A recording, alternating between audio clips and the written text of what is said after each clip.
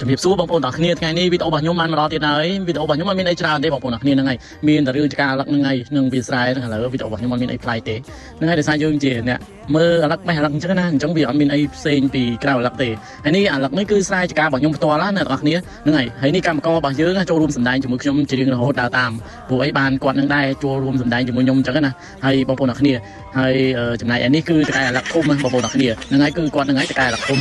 បងប្អូនទាំងគ្នានិយាយលេងនេះគឺម៉ែក្មេងរបស់ខ្ញុំណាហើយនឹងអាឡឹករបស់ខ្ញុំបេះ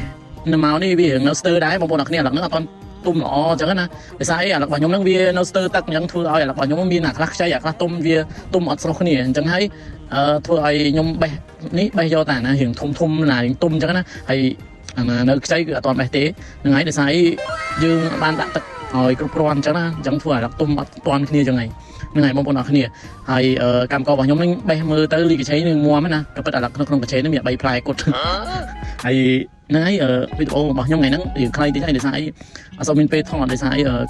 អត់សូវមានអ្នកជូនអញ្ចឹងមាន3នាក់អញ្ចឹងខ្ញុំត្រូវជូនអាឡឹកបេះអាឡឹកអញ្ចឹងទៅហ្នឹងហើយនេះអាឡឹករបស់ខ្ញុំណាវារៀងល្អធំណាបងប្អូនគ្នាអាឡឹកតែគាត់ណាវាអត់សូវសម្បូរដូចថ្ងៃមុនអញ្ចឹងណាដោយសារអាឡឹកនេះអាឡឹករបស់ខ្ញុំដាំផ្ទាល់ណាហើយតែបើនិយាយពីរសជាតិវិញវាអត់មានអីចាញ់គ្នាហ្មងទេរសជាតិរបស់វានៅផ្អែមឈ្ងុយឆ្ងាញ់ដែរបងប្អូនអរគ្នាព្រោះអាឡឹកយើងអត់មានប្រើជាតិថ្នាំគីមីអីច្រើនញ៉ៃទេគ្រាន់តែយើងដាក់ទឹកឲ្យដិតដល់ទៅហើយយើងធ្វើគល់ធ្វើអីវាអញ្ចឹងណាធ្វើអាឡឹករបស់យើងនឹង